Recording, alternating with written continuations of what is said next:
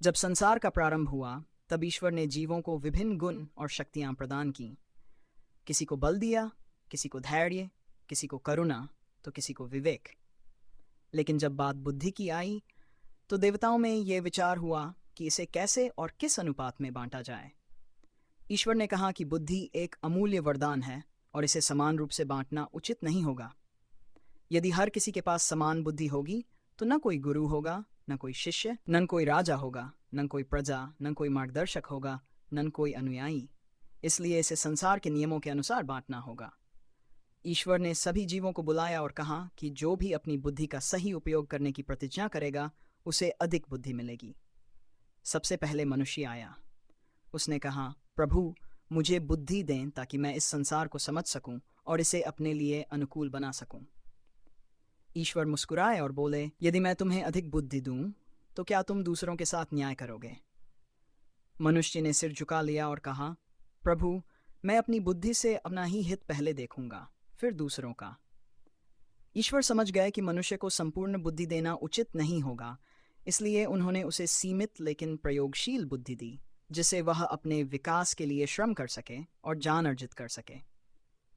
इसके बाद एक सिंह आया और गर्व से बोला, हे प्रभु, मुझे इतनी बुद्धि दो कि मैं सदा जंगल का राजा बना रहूं। ईश्वर ने कहा, राजा बनने के लिए बल के साथ साथ विवेक भी चाहिए, लेकिन यदि मैं तुम्हें अधिक बुद्धि दूं, तो तुम कभी किसी का शिकार नहीं कर पाओगे, क्योंकि तुम्हारा हृदय दया से भर जाएगा। सिंह ने कुछ सोचा और फिर सिर झुका लिया। ईश्वर ने उसे इतनी बुद्धि दी कि वह अपनी शक्ति और जंगल के नियमों को समझ सके, लेकिन दूसरों के प्रति अधिक करुणा न रखे।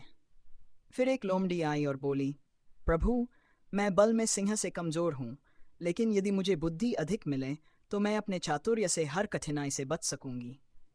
ईश्वर मुस्कुराए और बोले, यदि तुम्हें अधिक बुद्धि मिलेगी तो तुम हर किसी को छलने का प्रयास करोगी और इससे संतुलन बिगड़ जाएगा। इसलिए उन्होंने उसे आधी बुद्धि दी, जिसे वह अपनी रक्षा कर सके, लेकिन पूरी तरह से अजेय न बन सके। धीरे धीरे अन्य जीव भी आए। हर किसी को उसकी प्रकृति और कर्तव्य के अनुसार बुद्धि मिली। पक्षियों को इतनी बुद्धि दी गई कि वे मौसमों को समझ सकें और प्रवास कर सकें। हाथी को दीर्घायु के साथ साथ धैर्य की बुद्धि दी गई ताकि वह हर परिस्थिति में शांत रह सके। कछुए को कम बुद्धि दी गई, लेकिन उसे यह जान दिया गया कि धैर्य ही विजय की कुंजी होती है। जब सभी जीव अपनी बुद्धि लेकर चले गए, तब अंत में एक मनुष्य का पुत्र आया। वह बालक कोमल हृदय का था और उसकी आंखों में जिज्ञासा थी। उसने ईश्वर से कहा, प्रभु, क्या आप मुझे थोड़ी और बुद्धि देंगे? ईश्वर ने उसे देखा और पूछा, क्यों पुत्र, क्या तुम्हारे पिता को पर्याप्त बुद्धि नहीं मिली? बालक बोला, प्रभु, मेरे पिता की बुद्धि संसार के नियमों को समझने में लगी है, लेकिन मैं ये समझना चाहता हूँ कि इस संसार में प्रेम और दया का स्थान कहाँ है। यदि मैं इसे समझ लूँ, तो शायद मैं मनुष्य को सही राह दिखा सकूँ। ईश्वर कुछ क्षण मौन रहे और फिर बोले, वत्स, तुमने बुद्धि का सही अर्थ जाना है। मैं तुम्हें वह बुद्धि दूंगा जिससे तुम न केवल संसार को समझ सकोगे, बल्कि उसे सही दिशा भी दे सकोगे। यह कहकर उन्होंने बालक को विशिष्ट ज्ञान का वरदान दिया।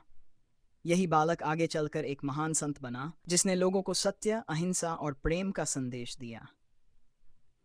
लेकिन यह देखकर कि अब भी संसार में कई लोग अपनी बुद्धि का सही उपयोग नहीं कर पा रहे हैं, ईश्वर ने देवताओं से कहा, अब भी बहुत सी बुद्धि शेष है, लेकिन इसे किसे दी जाए?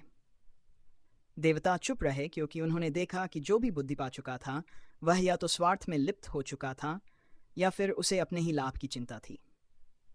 तभी एक वृद्ध महिला वहां आई। वह झुकी हुई थी, उसके बाल सफेद थे, लेकिन उसकी आंखों में गहरी शांति थी।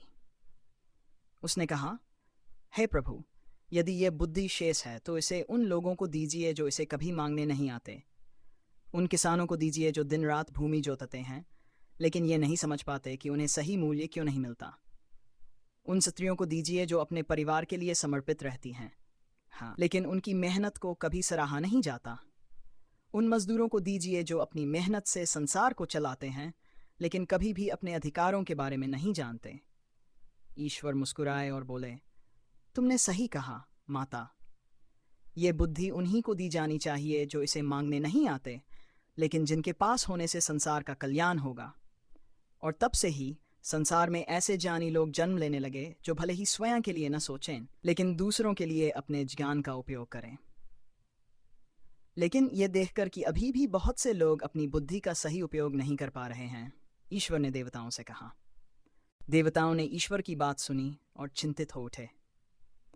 वे देख रहे थे कि संसार में ज्ञान का प्रकाश तो था, लेकिन उसे धारण करने वाले बहुत कम थे। अधिकतर लोग अपनी बुद्धि को या तो छल कपट में लगा रहे थे या केवल अपने स्वार्थ तक सीमित रख रहे थे। ईश्वर ने कहा कि यदि संसार में संतुलन बनाए रखना है तो बुद्धि को सही हाथों में सौंपना होगा।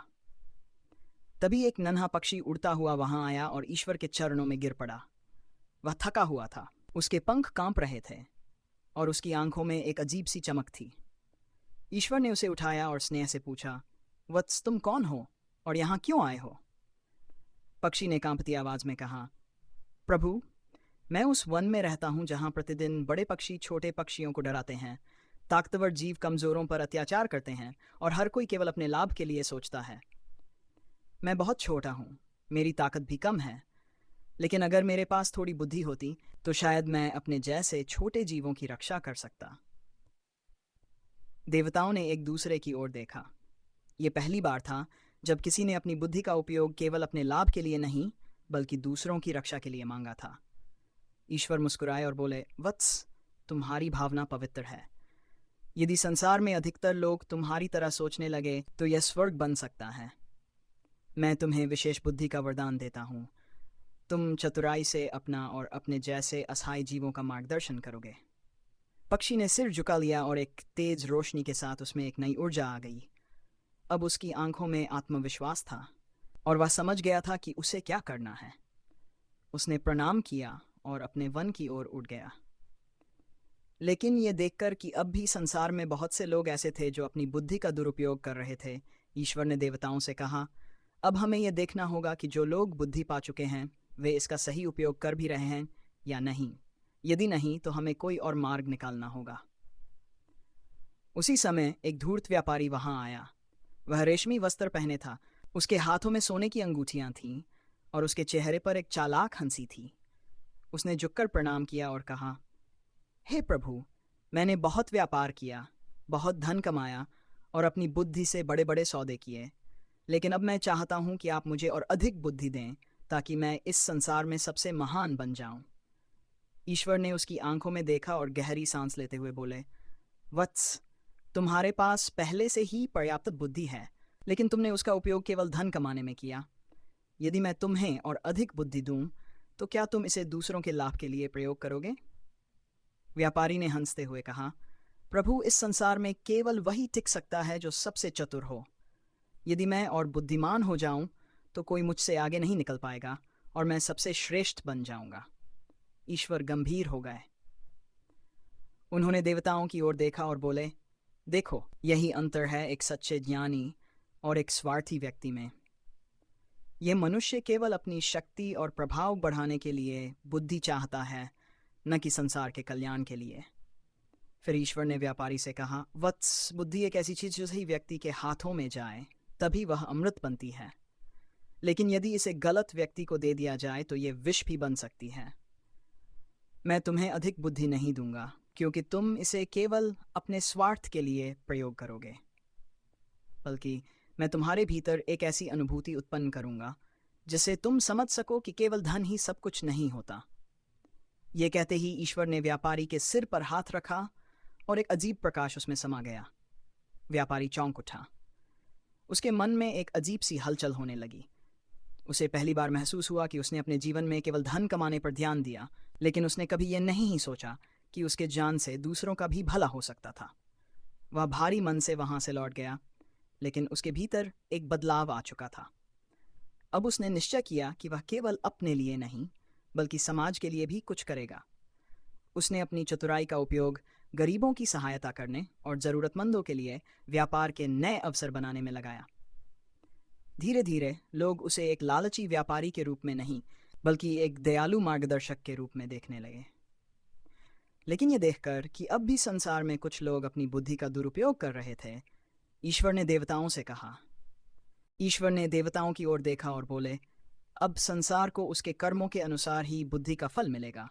जो इसे सच्चाई और परोपकार के लिए उपयोग करेगा उसे और अधिक ज्ञान प्राप्त होगा, और जो इसे स्वार्थ और छल के लिए प्रयोग करेगा उसकी बुद्धि स्वयं ही उसके पतन का कारण बन जाएगी।